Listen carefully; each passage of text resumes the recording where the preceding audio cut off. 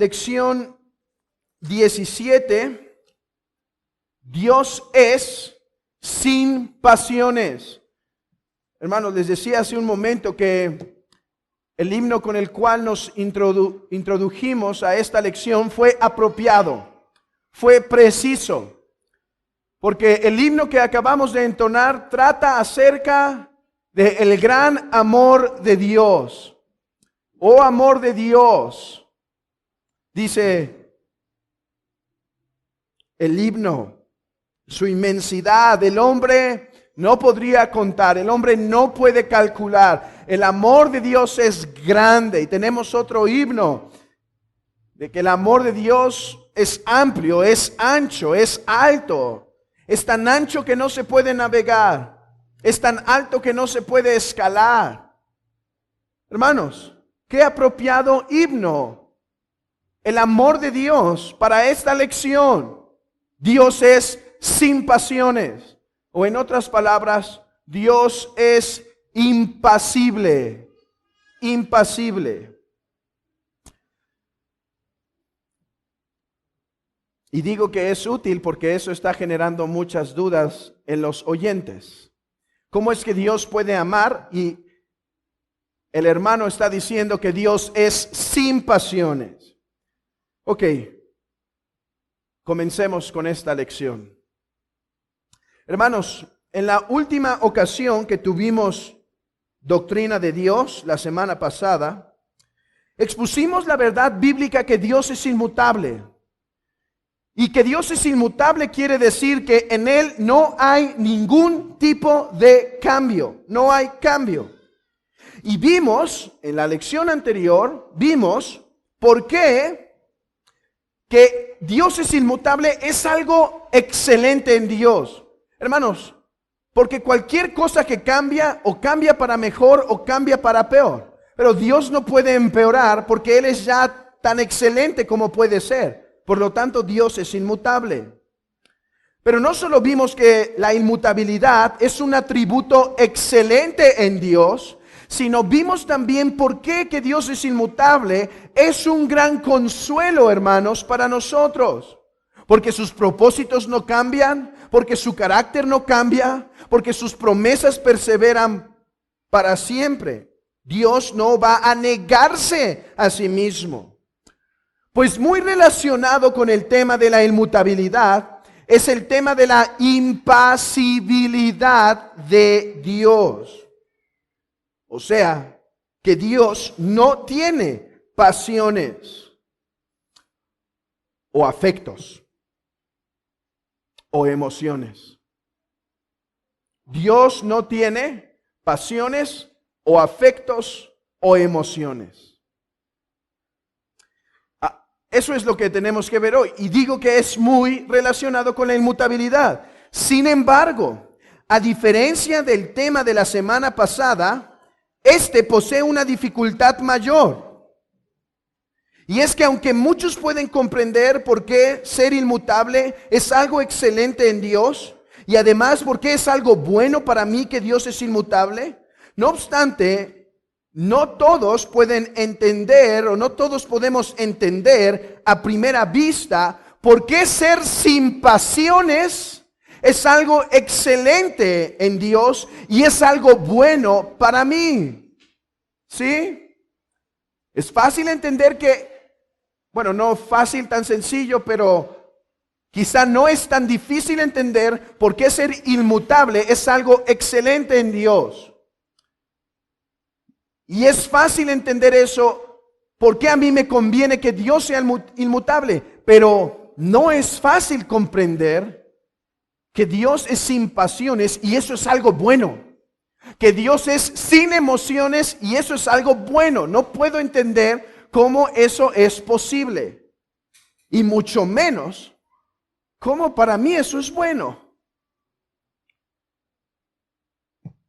Así que esta lección es difícil, no solo por la dificultad teológica, pero además porque el cristianismo de nuestros días ha deshecho la doctrina de Dios y ha hecho a Dios a su imagen.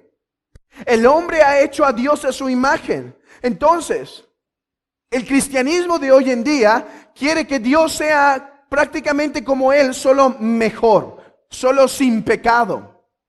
Y por lo tanto eso hace la doctrina de la impasibilidad de Dios más difícil, porque hay que despojarnos de la doctrina superficial equivocada de Dios, que nos ha enseñado que Dios cuánto sufre cuando toca a la puerta de nuestro corazón y no le abrimos. Cuánto le duele Él que no te arrepientas. O cómo quisiera Él se encuentra un poco desesperado porque tú no tomas tu decisión. Hay que limpiarnos de eso. Hay que limpiarnos de ese Dios que lo han hecho un Dios sufriente, en lugar de mantener la doctrina bíblica de la impasibilidad. Así que el trabajo es duro en esta lección. Dependamos de la gracia de Dios para que después de este día todos puedan comprender qué significa que Dios es sin pasiones. Hermanos, 3 propósitos para esta lección.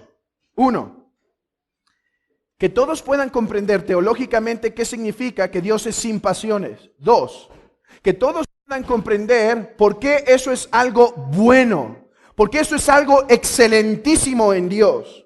Y 3, porque eso es algo bueno para mí.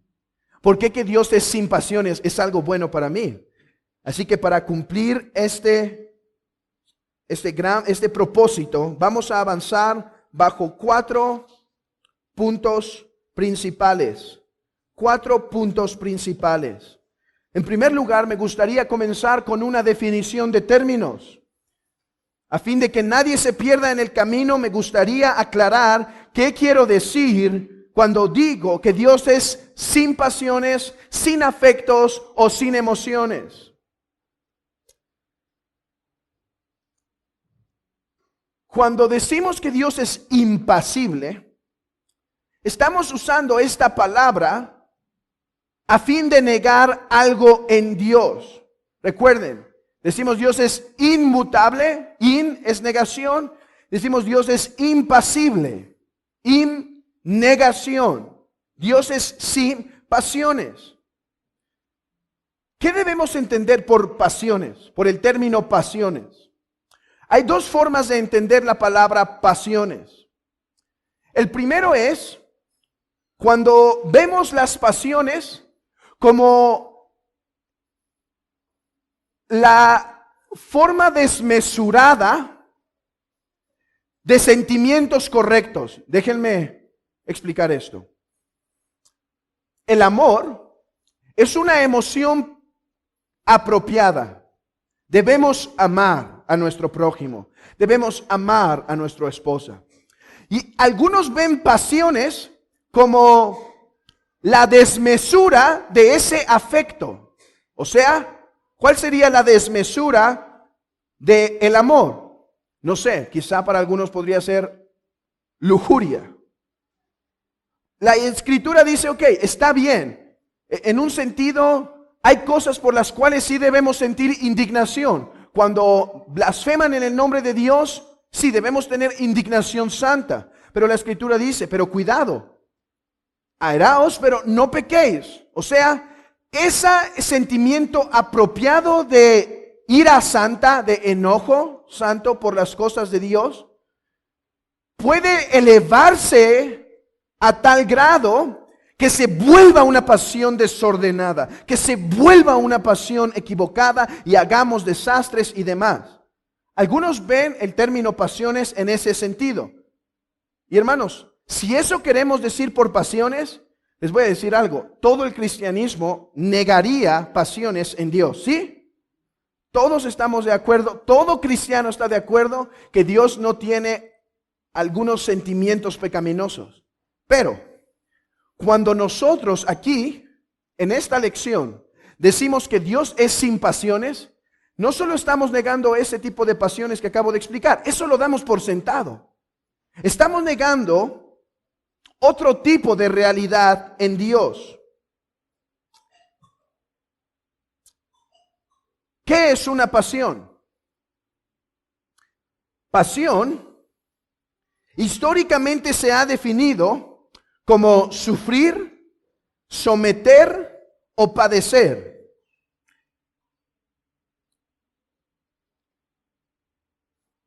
Pasión es definida por Sam Rinningham como las mociones o movimientos del alma manifestadas por el cuerpo, relativas a percibir bien o mal. Estas dependen de los objetos externos. Entonces vean esto. Cuando hablamos de pasiones en este sentido, queremos decir prácticamente lo mismo que emociones o afectos, ¿sí? Vean esto. Déjenme ponerles un ejemplo para intentar comprender la definición mejor. Imagínense que vamos caminando y vamos en un sentido impasibles, ¿sí, hermanos? Vamos tranquilos, vamos meditando en las Escrituras y entonces no impasibles, vamos gozosos por ir meditando en las Escrituras. ¿Qué es una emoción, afecto o pasión? Nosotros vamos caminando y vemos a un hermano, no lo esperábamos. Y cuando lo vemos, una emoción es el movimiento del alma hacia un objeto exterior que se refleja a través del cuerpo. Entonces, vemos al hermano y ¿qué hacemos? Sentimos alegría por haber visto a este hermano que no veíamos hace algún tiempo. Eso es una emoción, eso es una pasión o eso es un afecto. La reacción del alma hacia un objeto exterior. Nosotros negamos este tipo de pasiones, emociones o afectos en Dios, como quiera que lo llamemos. En esta lección lo vamos a llamar pasiones. Entonces, ¿pueden ver los dos significados de la palabra pasión? Uno es emociones pecaminosas desordenadas. Eso obviamente lo negamos de Dios. Pero otra forma de ver pasión es la reacción del alma o una reacción interior a un objeto exterior. Ya sea si es bueno, con acercamiento, si es malo, con repulsión. Hermanos, Dios no tiene pasiones en ninguno de los dos sentidos. Dios no tiene pasiones en ninguna de esta forma. Estamos negando, cuando decimos que Dios es impasible, estamos negando que Dios reacciona a objetos externos a Él que le causan repulsión o amor. Dios no reacciona. Ok, esto es la base.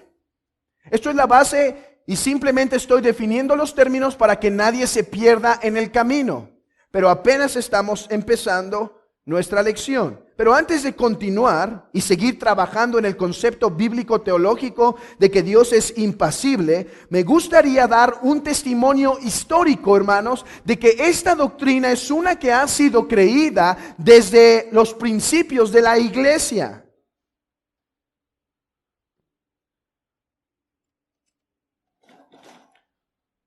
La doctrina de la impasibilidad de Dios es una que ha sido creída desde el principio de la iglesia. Y mi propósito con este breve testimonio histórico es levantar nuestra mente a preocupación, ponernos en preocupación. Porque si para mí es muy extraño que alguien diga que Dios es sin pasiones, pero la iglesia por 2000 años lo ha confesado, hay solo dos opciones. O la iglesia de 2000 años está mal y yo estoy bien, o yo estoy mal y la iglesia durante 2000 años está bien. Hermanos, yo sé que las posibilidades existen, pero no en el reino y en el gobierno de Dios. Es muy difícil que pensemos que la iglesia por 2000 años se ha equivocado en esta doctrina y yo estoy bien. Es muy difícil ver así y es muy peligroso ver así la iglesia. Porque la iglesia, según las Escrituras, es aquella que fue puesta para guardar la verdad. No tú no fuiste puesto para guardar la verdad. Si tú perteneces a la iglesia local, sí, eres parte de esa iglesia que guarda la verdad. pero no tú solo. Entonces veamos este testimonio histórico que debe ser de peso, debe ser de peso. No debe ser absoluto para convencerme, ¿sí? ¿De acuerdo? ¿Qué debe ser absoluto para convencerme? El testimonio de las Escrituras. Pero aunque no debe ser absoluto para convencernos, sí debe movernos a preocupación, al menos. Ok. Comencemos con el testimonio de Policarpo. Espera con expectación a aquel, a Cristo, que está por encima del tiempo, el eterno, el invisible, que por amor a nosotros se hizo visible, el intangible, el insufrible. El insufrible. ¿Cómo llama Policarpo aquel padre apostólico? ¿Recuerdan lo que es un padre apostólico? Son aquellos que fueron enseñados y vivieron durante el tiempo de los apóstoles y la otra época, más o menos del año 100 en adelante, ellos vivieron. Y este hombre, que es uno de los escritos más antiguos que tenemos como iglesia, llama a Cristo el insufrible, quien por amor a nosotros sufrió. Policarpo, él está en lo que se llama el martirio. Está en el martirio y está haciendo una oración y está diciendo, Cristo en cuanto a su divinidad es insufrible, aunque tomó carne para sufrir por nosotros. Ireneo, el testimonio de Ireneo. Si hubiesen conocido las Escrituras y sido enseñados por la verdad, habrían conocido sin lugar a dudas que Dios no es como los hombres y que sus pensamientos no son como los pensamientos de los hombres, pues el Padre de todo está a una distancia lejana de aquellos afectos y pasiones que operan entre los hombres. Él es un ser simple y sin composición. Hermanos, ¿no es impresionante que Ireneo de León en el siglo segundo, al año 150 aproximadamente, ya tenía tan clara la formulación de quién es Dios? Los que han estado durante todo el curso van a reconocer este lenguaje. Es simple, sin composición, sin miembros diferentes y todo idéntico e igual a sí mismo, debido a que Él es completamente entendimiento y completamente espíritu y fuente completa de todo lo bueno. Lo que nos atañe aquí es, pues el Padre de todo está a una distancia lejana a aquellos afectos y pasiones que operan entre los hombres. O sea, Dios no es como los hombres que tienen afectos y pasiones. Dios no tiene. Atanasio dijo, Él no está compuesto de partes, sino que siendo impasible y simple, Dios no está compuesto de partes, sino que siendo impasible y simple, Él es impasible e indivisible, Padre del Hijo. Juan Calvino, que Dios no se puede arrepentir es evidente por esta razón, porque nada sucede de forma inesperada o que Él no haya previsto. La misma consideración se debe tener en lo que sigue, ¿cómo es que Dios se lamentó? Ciertamente Dios no sufre ni se lamenta, sino que siempre permanece el mismo en su bendito y celestial reposo. Y hermanos, si tenemos en cuenta que el propósito de los reformadores, posreformadores, fue no modificar la doctrina, no modificar todo, sino simplemente reformar lo que está mal, esto debe darnos peso, que lo que Juan Calvino estaba diciendo es lo que la iglesia desde Ireneo, Policarpo, Ireneo y demás habían creído. Vean el argumento de Juan Calvino, brevemente. Ahorita vamos a entrar a más detalle, pero vean su argumento. Él dice, claro que Dios no sufre. Claro que Dios no tiene pasiones. ¿Por qué? Porque ¿qué son las pasiones, hermanos? Reacciones a objetos externos, ¿sí? Eso es cuando tenemos sentimientos, emociones, reacciones. El niño ve a papá, reacciona y se emociona. La mamá ve el licuado tirado en la mesa, reacciona y se molesta. Son reacciones a objetos inesperados. Eso es una emoción. Dice Juan Calvino, ¿cómo es que Dios va a tener pasiones si Él todo lo conoce? Uno de los argumentos de muchos, pero esto es uno de los argumentos. ¿Cómo es que Dios se va a sorprender de algo si Dios conoce todas las cosas desde el principio. Y antes de que el hombre diga algo, conocía la palabra en su boca. Y antes que Judas lo traicionara, ya lo sabía. Él lo determinó. En conclusión, simplemente puedo cortar este resumen histórico con las palabras de James Renihan. Las palabras de James Renihan, que dice: la doctrina de la divina impasibilidad es una creencia cristiana antigua. Sí, iglesia del siglo XXI. La doctrina de la divina impasibilidad es una doctrina antigua, confesada a través de la larga historia de la iglesia y sin embargo a menudo malentendida o rechazada hoy en día. Refleja el teísmo clásico y su trascendencia ha sido bien conocida por los teólogos y han sido establecida por siglos. Está profundamente arraigada en la tradición cristiana y confesada por cada protestante inglés importante. De hecho, en las lecciones que damos los viernes de teología sistemática, no me acuerdo, pero dimos cerca de 12 testimonios de la historia de esto y aún así estaba recortado el testimonio, porque es demasiado amplio. Hay libros enteros que demuestran la historicidad de la doctrina de la divina impasibilidad. Ok, llevamos 2 pasos en esta lección. En primer lugar, hemos definido el término pasiones. ¿Y qué queremos decir cuando decimos que Dios es sin pasiones? Ya hemos visto también brevemente el testimonio histórico, que hombres en la antigüedad han creído esto. Ahora vamos a la parte más importante de esta lección. ¿Cuál es el testimonio bíblico? ¿Cuál es el testimonio bíblico que Dios es sin pasiones? Hermanos, el testimonio es doble. Hay 2 formas en las que podemos afirmar la doctrina de la divina impasibilidad.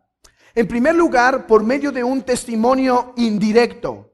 Testimonio indirecto. ¿A qué me refiero con un testimonio indirecto? Hay doctrinas que ya hemos visto a lo largo de este curso. Hay doctrinas que nos hacen afirmar necesariamente la doctrina de la divina impasibilidad. Déjenme demostrarlo. Hemos visto qué significa la aceidad de Dios. Hemos dicho que Dios es AC. ¿Recuerdan? Dios es AC. La aceidad de Dios. Y cuando vimos esta doctrina, dijimos que por aceidad de Dios queremos decir que Dios, en primer lugar, no tiene origen. ¿Sí? Eso es la primera cosa. Pero hay algo más que afirma la aceidad de Dios. La aceidad de Dios también afirma que lo que Dios es, ¿lo deriva de alguien más? ¿O lo que Dios es de sí mismo? Por ejemplo, Dios es eterno. ¿De dónde tomó Dios la eternidad? De ningún lado. Dios es eterno por sí mismo. O vimos que Dios es amor. ¿Quién hizo a Dios amoroso? Nadie. Dios es amor. Entonces, hermanos, si Dios es AC, y si decimos que Dios tiene amor, tiene gozo, y cualquier cosa que digamos del ser de Dios, estas no pueden ser emociones, porque ¿qué son las emociones, afectos o pasiones? ¿Qué son? Reacciones de objetos externos que nacen en nosotros. ¿Puede nacer algo en el ser de Dios que no sea de Él mismo? No. No puede aparecer nada en el ser de Dios que no sea de sí mismo. Entonces, el testimonio indirecto nos dice que la aceidad de Dios confirma que Dios es impasible. Pero vimos otro atributo, la inmutabilidad. ¿Qué quiere decir la doctrina de la inmutabilidad de Dios? Quiere decir que en Dios no hay ninguna sombra de variación. En Dios no hay cambio alguno. Sus decretos no cambian. Sus planes no cambian. Hermanos, ¿la esencia de Dios puede cambiar? No hay forma en la que cambie, porque ya explicamos, todo cambio es para mejor o para peor, pero Dios no puede ni mejorar ni puede empeorar, porque si mejora, no puede, porque ya es tan perfecto, Y si empeora, no sería Dios. Entonces, si Dios es inmutable, hemos de esperar que sus afectos o que el amor, el gozo que atribuimos a Dios sean inmutables. Ok, vimos otra cosa y en esto no me voy a enfocar mucho para no complicarlos más, pero vimos la doctrina de la divina simplicidad. Y la doctrina de la divina simplicidad dice que Dios no está formado de potencia. ¿Sí? ¿Recuerdan? Hablamos la semana pasada de las turbinas del avión.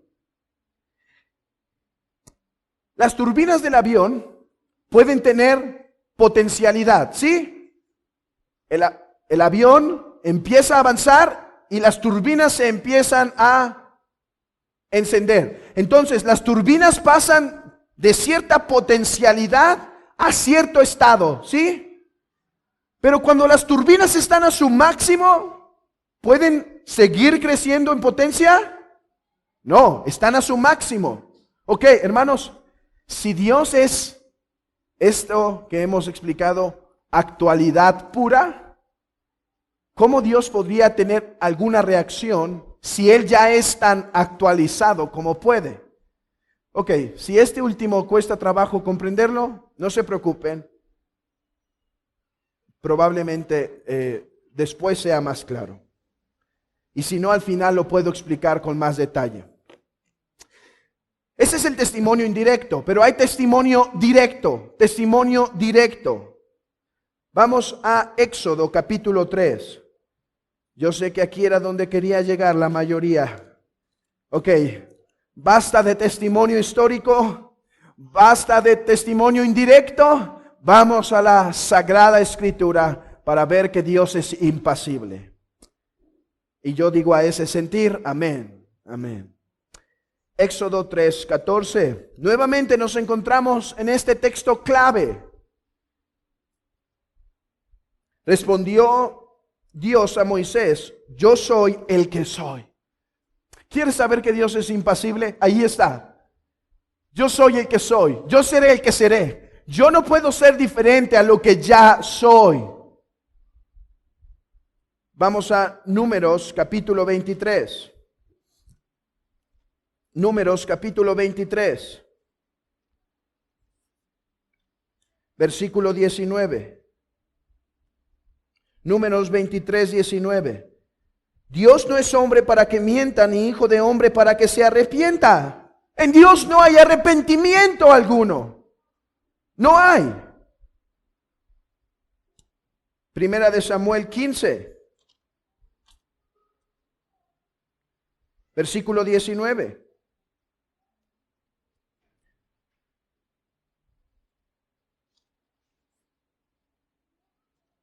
Quince, 19.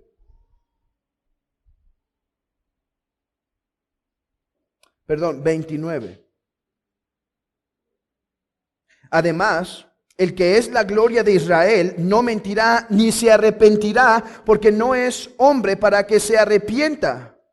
No es hombre. ¿Por qué Jehová no se arrepiente? ¿Por qué Jehová no tiene pasiones de arrepentimiento, emociones de arrepentimiento, afectos de arrepentimiento? Porque no es hombre. Dios es esencialmente distinto a nosotros. Él es el que es. Él es Yahvé, que no deriva nada de las criaturas, sino que todo lo que es, lo es de sí mismo. Vamos a Malaquías capítulo 3.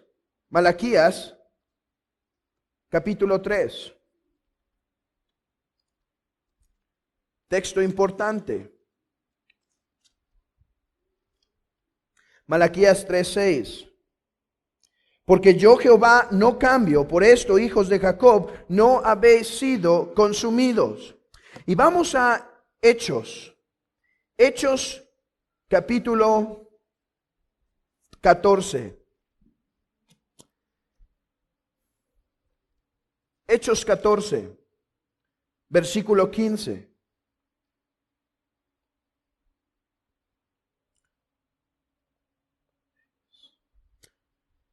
Dice en Hechos 14:15, y diciendo, varones, ¿por qué hacéis esto? Nosotros también somos hombres semejantes a vosotros, que os anunciamos que de estas vanidades os convirtáis al Dios vivo, que hizo el cielo y la tierra, el mar y todo lo que en ellos hay. Y tú dirás, bueno, ¿y dónde está aquí la negación que en Dios hay pasiones? Para esto es necesario que recurramos al griego, la palabra griega. La palabra griega, hermanos, es una palabra un tanto larga. Es la palabra homoipatheis.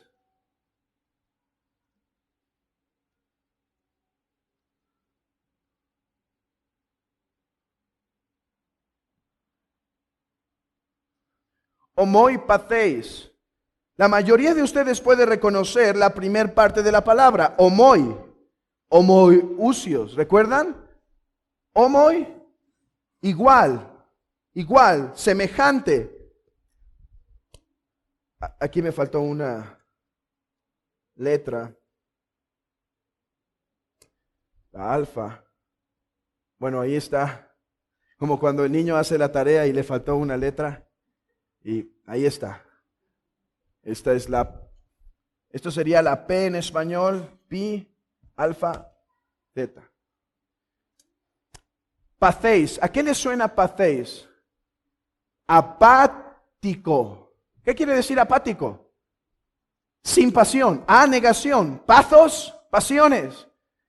Lo que está diciendo aquí el apóstol es, varones hermanos, ¿qué les sucede? ¿Por qué nos están adorando? Nosotros también somos hombres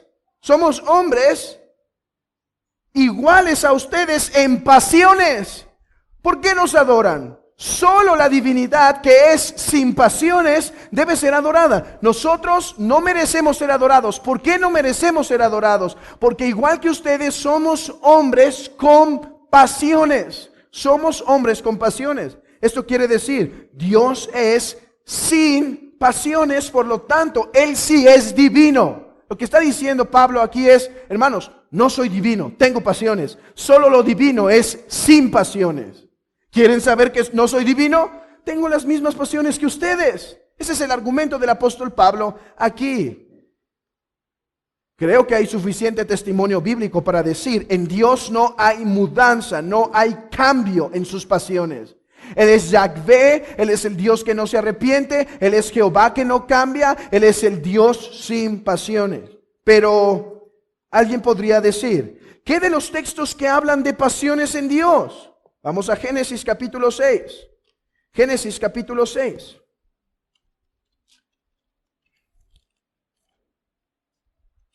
Versículo 6. Génesis 6, 6. Y se arrepintió Jehová de haber hecho al hombre en la tierra, y le dolió en su corazón. Y dijo Jehová, reharé sobre la faz de la tierra a los hombres que he creado, desde el hombre hasta la bestia y hasta el reptil y las aves del cielo, pues me arrepiento de haberlos hecho. ¿Cómo? Números 23, 19 dice que Jehová no se arrepiente porque no es hombre, pero Génesis 6 me dice que se arrepiente de haberlos creado. Deuteronomio 9, Deuteronomio capítulo 9.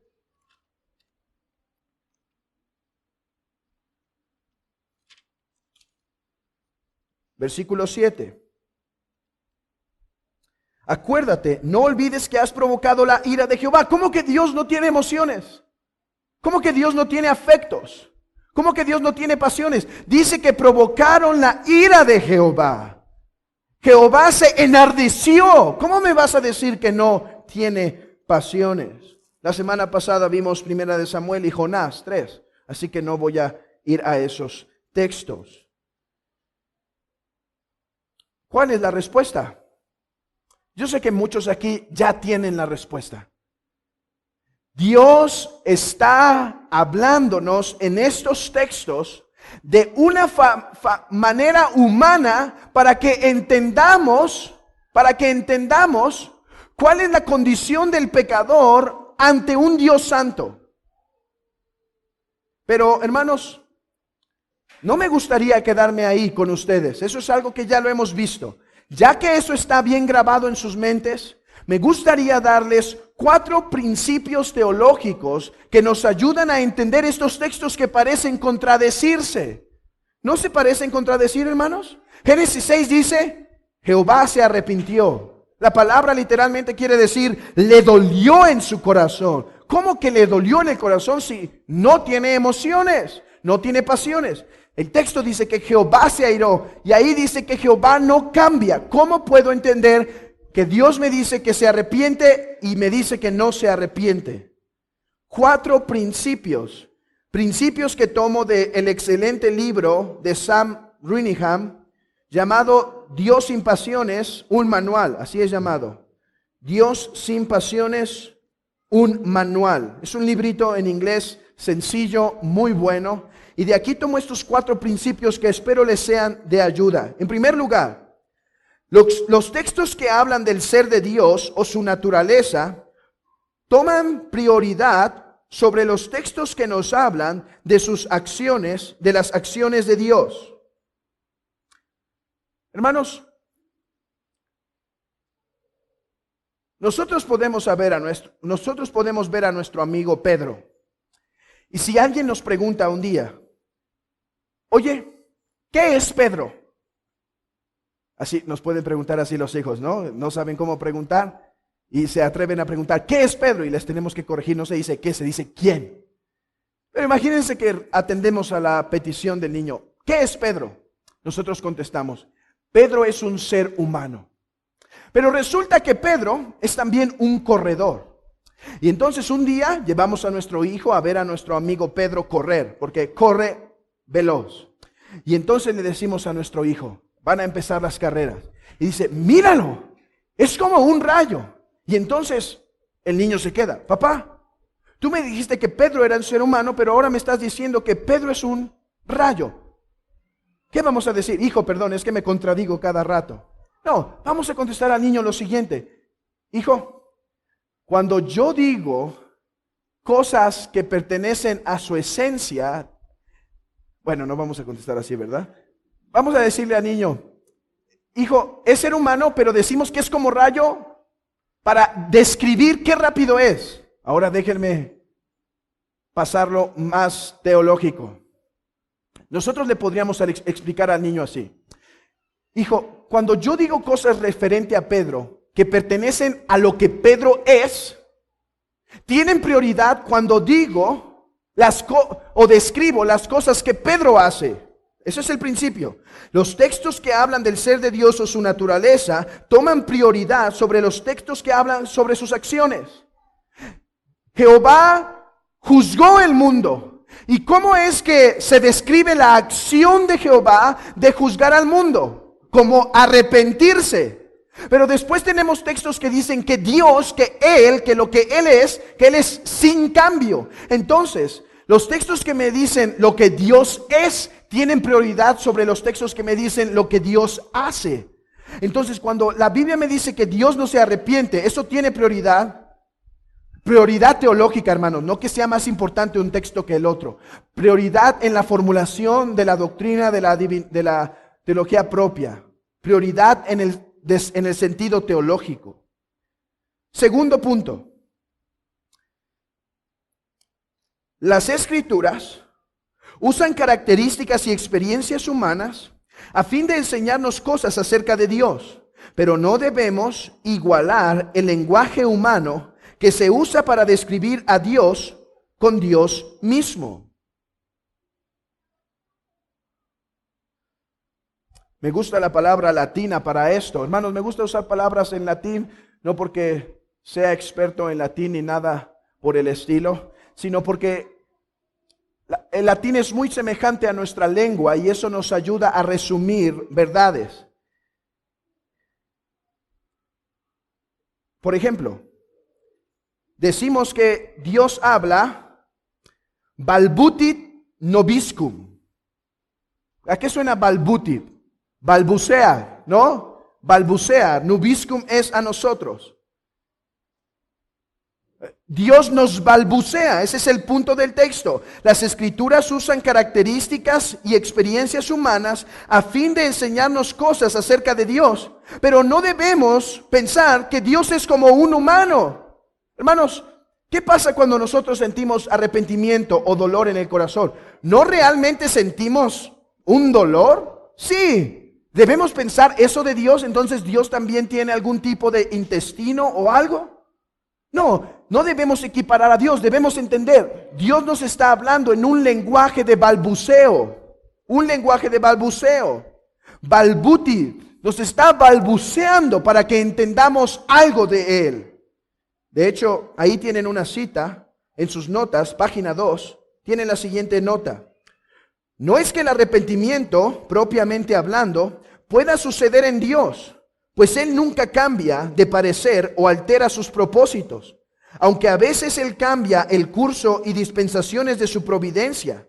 Esto es hablar con antropopatetismos. Ahorita voy a explicar qué es eso. Según la forma de los hombres, porque Dios determinó hacer e hizo algo similar a los hombres cuando se arrepintió de algo, y sobre el dolor en el corazón de Dios. Esto debe de entenderse como la misma figura anterior, pues no se puede haber más descontento en su mente que un cambio en él, pues Dios es un ser simple, no compuesto, y no está sujeto a alguna pasión y afecto. Esto se dice para observar su gran odio al pecado y su aborrecimiento a él.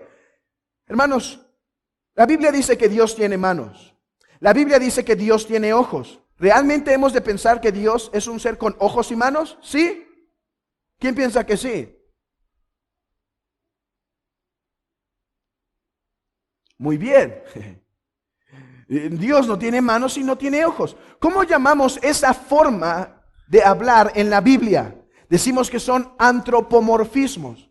Déjenme desglosar esta palabra. Antropomorfismo quiere decir es forma de hombre, lenguaje en forma de hombre. O sea, hombre, morfos, forma. Un lenguaje donde se describe a Dios en formas de hombre.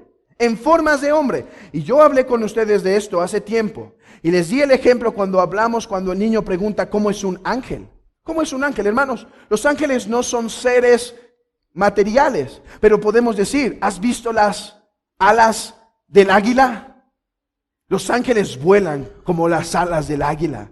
Y entonces estamos describiendo lo inmaterial de una forma que el niño pueda comprender. Así Dios dice que tiene manos para decirnos que nos protege, que tiene ojos para ver, para decirnos que está cuidando de su pueblo. Ok, la Biblia no solo entonces usa antropomorfismos, también usa antropopatetismos, o sea, lenguajes de pasiones de hombres para describir algo en Dios. Hermanos, para decirnos que Dios odia el pecado, para decirnos que Dios es desfavorable para con el pecado, ¿qué nos dice? Dios se arrepiente. Dios se arrepiente de haberlos creado porque son pecaminosos. Esto es un antropopatetismo. Ok, tercer punto. El lenguaje y entendimiento humano no pueden conocer lo que Dios es. La revelación debe estar acomodada a nuestras capacidades, pero esto no la hace falsa. Esto es importante. Hermanos, ¿Dios se arrepiente? Propiamente hablando, no. Impropiamente hablando, sí. Cuando Dios se atribuye a sí mismo arrepentimiento, no nos está diciendo, hombres, yo soy como ustedes, tengo arrepentimiento como ustedes. No, Él ya nos dijo que no es como nosotros. Pero ¿qué nos quiere decir cuando dice que se arrepiente? Bueno, el arrepentimiento en el hombre nace, hermanos, porque no conoce el futuro. ¿Dios se puede arrepentir así?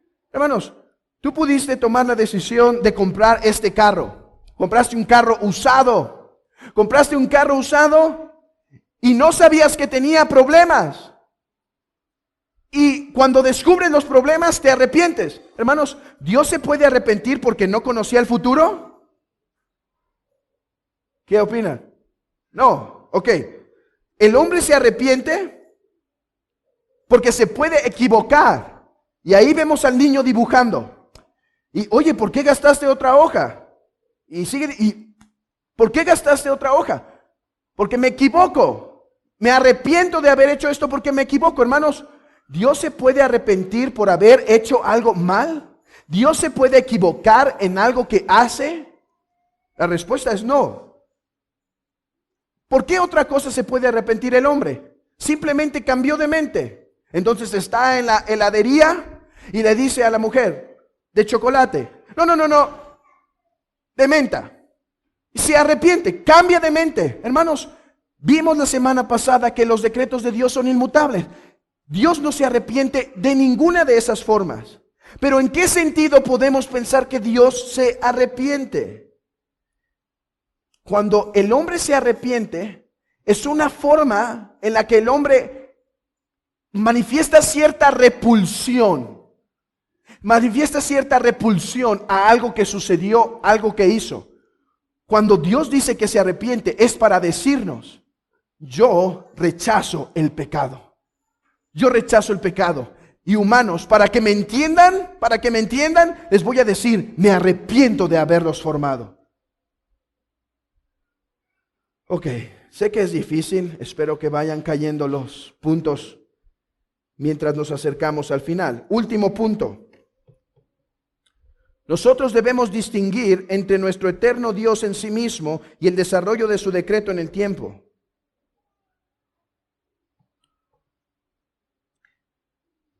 Ok, pasemos al punto 4. Punto 4. Ya sé qué significa que Dios es impasible. Ya sé que la historia lo ha dicho y ya vi su base bíblica, pero ¿por qué eso es excelente en Dios? ¿Y por qué que Dios sea impasible es algo hermoso? Déjenme avanzar en esto. Al enfatizar tanto que el lenguaje de pasiones es una forma acomodada en la que Dios nos dice algo de sí, no debemos de perder de vista que por enfatizar esto, dejemos de transmitir lo que nos quiere decir. O sea, cuando Dios dice que tiene arrepentimiento, sí debemos decir, Él no se arrepiente como los hombres. Pero no por enfatizar, Dios es sin pasiones, Dios es sin pasiones, Dios es sin pasiones. No por eso perdamos de vista lo que sí nos quiere decir con eso. ¿Me explico, hermanos? Cuando la Biblia dice que Dios se arrepiente, no nos está diciendo, yo soy como ustedes y tengo pasiones. Ok, no nos está diciendo eso, pero ¿qué sí nos está diciendo? ¿Qué sí nos está diciendo?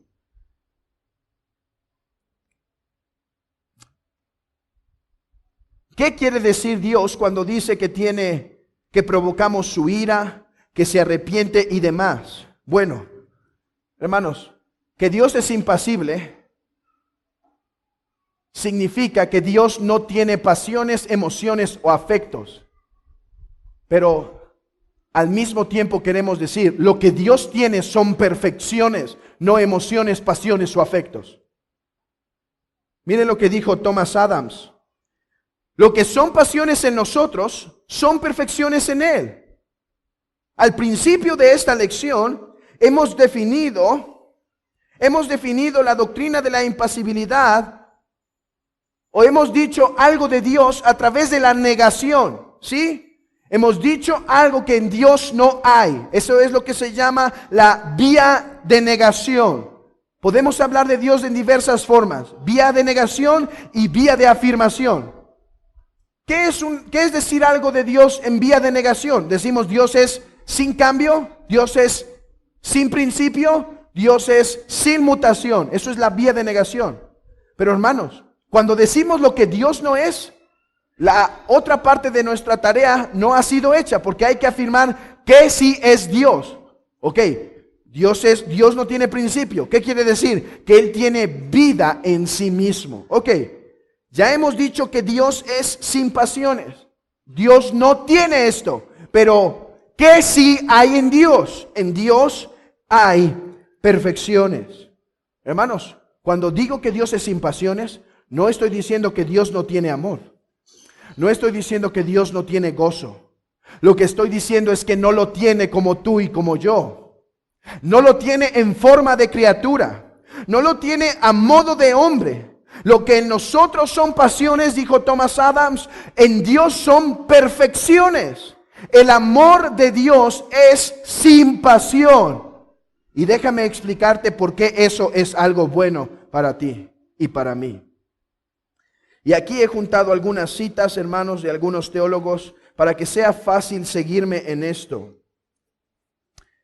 Por ejemplo, Teodoro Beza dice así: el amor que está en Dios no es una pasión que surge de algún bien que percibe.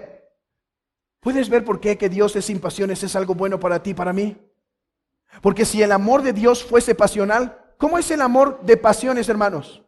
Dejando fuera lo pecaminoso, ¿cómo es un amor emocional? ¿Cómo es el amor que tú y yo tenemos? Hermanos, el amor que tú y yo tenemos surge de algo externo. Pregunta: ¿qué podía generar el amor de Dios?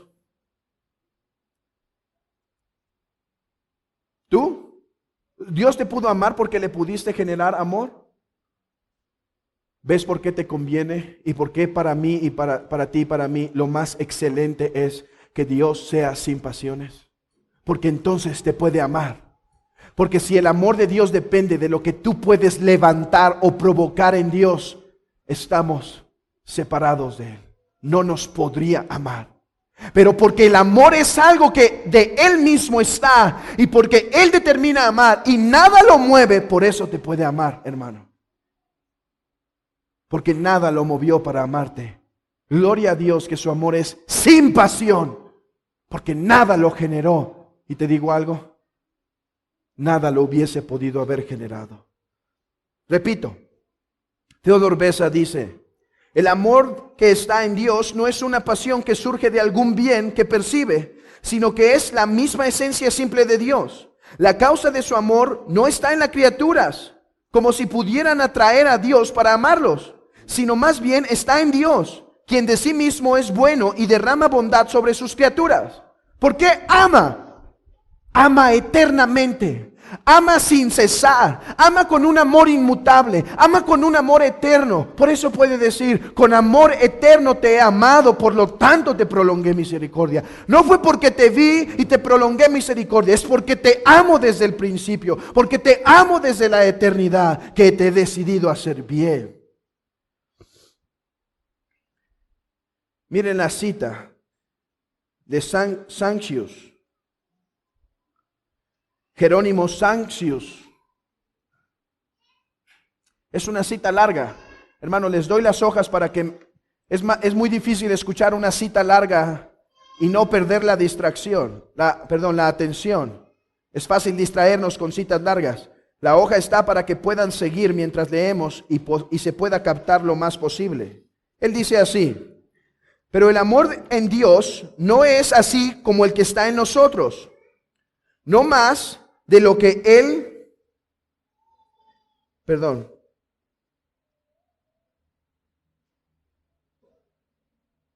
no más de lo que el ser que nos ha dado es como el que Él es en sí mismo. Y en Dios es sumamente perfecto. Porque sí, lo que está diciendo es: nosotros tenemos amor, pero en nosotros es un reflejo. El amor en realidad, la fuente de amor es Dios. Es el punto de lo que está diciendo en palabras complicadas. Y en Dios es sumamente perfecto porque no hay nada imperfecto en Él. Pero en nosotros es imperfecto y unido a pasión y a afectos impuros y debilidades de mente. Por lo tanto, aunque nos sintamos atraídos a tener en cuenta el amor que está en nosotros para considerar qué tipo de amor es el de Dios, no obstante, no todas las cosas que encontramos en nuestro amor han de ser transferidas al amor de Dios, sino solo aquello que expresa perfecciones y es más apropiado por la naturaleza de Dios. Por tanto, la regla que hemos usado en otro lugar debe mantenerse, que toda imperfección que encontramos en nuestros afectos, amor y misericordia, siendo de alurbación o pecado, su enojo está en su naturaleza, no por antropopatía, sino propiamente. Lo que está diciendo aquí, hermanos, es: recuerden que hay una manera de hacer teología. Cuando atribuimos a Dios las cosas buenas que vemos en los hombres, pero las atribuimos sin limitación de criatura o sin pecado, ¿sí? Entonces el hombre tiene amor, pero el amor de Dios no es como el del hombre. El amor del hombre tiene principio, el de Dios no. El amor del hombre es fluctuante, el amor de Dios no. Cuando decimos que Dios es impasible, entonces es algo bueno, porque su amor, hermanos, es eterno, sin mutación. Una perfección más que atribuimos a Dios es misericordia. El hombre tiene misericordia y Dios también. Pero ¿cómo es la misericordia en el hombre? Nace de sufrir por ver a otros. Nosotros vemos algo en esa persona y nos duele. Dios no tiene misericordia en ese sentido. Dios no sufre. Vean la cita nuevamente de Sancius. Y esta es la opinión común que sencillamente todavía no apruebo. La razón por la que piensan eso es porque consideran la misericordia en nosotros y luego la transfieren de nosotros a Dios, pensando que es llamada misericordia tan apropiadamente y de sí misma como lo es en nosotros. Y eso porque no puede ser tal en Dios, a saber, compasión, como lo es en nosotros. Pero a mi juicio es todo lo contrario, porque el nombre de misericordia es primero en Dios, antes de lo que sea en nosotros, porque primero estaba en Él. Y en Dios es eterna, porque Dios es misericordioso de su propia esencia eterna y simple, y también bueno, gentil y poderoso. Por lo tanto, esa partícula debilidad de mente, o esa particular debilidad de mente, no es necesaria en la definición de la misericordia verdadera, sino que por accidente es así en nosotros, pues somos tal naturaleza sujeta a penas y pasiones como para no poder escuchar, ver o pensar en la misericordia de otro, especialmente si fuera afín a nosotros o de buena nación o de nuestra nación o de alguna otra forma unida a nosotros por el uso natural o por amistad sin empatía y dolor. Vean el punto, hermanos. La misericordia del hombre es porque tenemos afinidad con la criatura. ¿Cómo Dios va a sentir misericordia en ese sentido? ¿Quién es como Dios para que Él sienta afinidad por la criatura? El hombre siente misericordia porque le da dolor ver al hombre. Dios no. Su misericordia es desde la eternidad y hasta la eternidad. Ok. Esta es la última cita y con esto terminamos. Enojo o ira. Hermanos, no me estoy preocupando tanto en exponer el amor, la misericordia y la ira de Dios, porque tendremos 1 hora en las próximas lecciones para cada uno de estos atributos. Solamente es para dar una idea de qué significa que Dios no tiene pasiones. No decimos que Dios no tiene santas perfecciones, como amor, misericordia, gozo, bondad, ira, pero en Él no son como en la criatura. Dice Thomas Adams, Dios puede estar enojado y el pecado es la causa de su enojo. Esa es la primera proposición. El hombre puede estar enojado sin pecado, no sin perturbación. Dios está enojado sin perturbación o pecado. Su enojo está en su naturaleza, no por antropopatía, sino propiamente, siendo su justicia correctiva o justicia vindicativa. Nuestro enojo es una pasión impotente, el suyo es una operación de la más clara, libre y justa. Pero este sentimiento en nosotros podemos imaginar la perfección que está en Dios. Hermanos, vamos a ver en próximas lecciones que el enojo en realidad es una forma humana de describir la santidad y justicia de Dios en relación con el pecado. Yo niego que la ira de Dios debemos ver como Dios eternamente enojado. La pregunta es, ¿con quién estaba enojado eternamente? La ira es una operación de su justicia y santidad en relación al pecado. Ok, terminemos diciendo esto. Conocer que Dios es impasible debe traer gozo a nuestra comunión con Dios, pues su amor, hermano, no fluctúa. Hermano, tú fluctúas. Tu devoción fluctúa. Tú caes en pecado. Tú fallas a Dios. Pero cuando nosotros somos infieles, Él permanece fiel porque Él no puede negarse a sí mismo.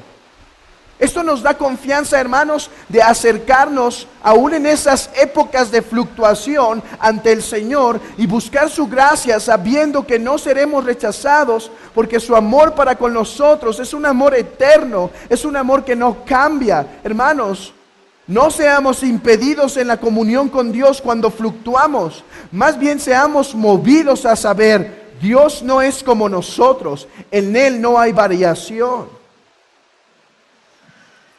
Otra cosa, predica a Dios sin temor a usar términos de pasiones. Después vienen los hermanos y me dicen, oye hermano, estoy diciendo en el púlpito que Dios se enojó contra el pecador. Perdón, en el banquito, no hay púlpito en el centro, ¿verdad? Estoy diciendo en el banquito, me subo a predicar y les digo a los pecadores que Dios está airado, que Dios se ha enojado. Pero hermano, si Dios es impasible, hermanos, a las calles no vamos a dar doctrina de teología propia. Dios dice que se arrepintió, usa ese término en las calles. Dios dice que se enojó, usa ese término en las calles. Sé bíblico en tu predicación del Evangelio y no temas a usar los términos de la Biblia. Si el próximo domingo me escuchan diciendo en el púlpito, Dios se arrepintió, no vengan al final a decirme, hermano, tú dijiste la semana pasada que Dios no tiene pasiones. Hermanos, usamos el lenguaje de la Biblia para hablar de Dios porque es el lenguaje que Él nos ha dado. 2, 3. Reconozcamos que existe una relación real entre Dios y su pueblo, aunque no la comprendamos. Hermanos, cuando pecamos, Dios en un sentido se desagrada. No caigas en decir, Dios es sin pasiones. Si peco, no le desagrado. No caigas en esa tentación, porque aunque no la comprendemos, sí hay una dinámica, una relación real, y Dios realmente se desagrada con el pecado de sus hijos y sonríe en su obediencia, aunque no lo comprendamos perfectamente.